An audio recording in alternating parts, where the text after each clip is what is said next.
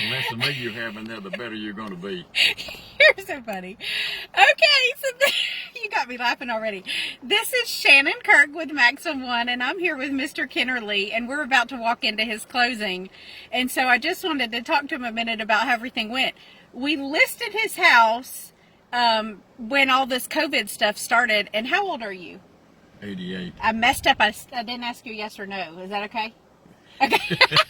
So he's 88 years old, and we listed his house at the beginning of all this COVID stuff, and we were kind of concerned, more about people coming into his house, and him being in an age that, needed to be protected and kept away from the general public and population during all this.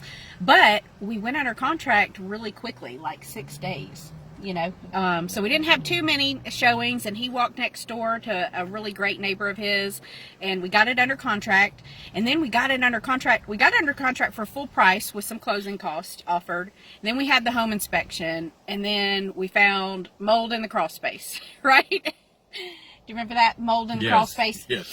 And so we had to get some companies out there to give us some quotes and things like that. But the good news is that Mr. Kenerly didn't have to pay for that outside of closing. We had a great buyer that we were able to work with, and we were able to put that expense on the closing today to back out of his proceeds. And so we were able to get through that. But then the next hiccup was everything is shut down. And so when I say everything is shut down, Mr. Kenerly is moving to assisted living, and he had how many years of stuff in your house?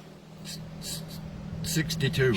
62 years of things in his house. And so then we went to try to find a way to get rid of all these things, because all the donation places and this church and everything was closed.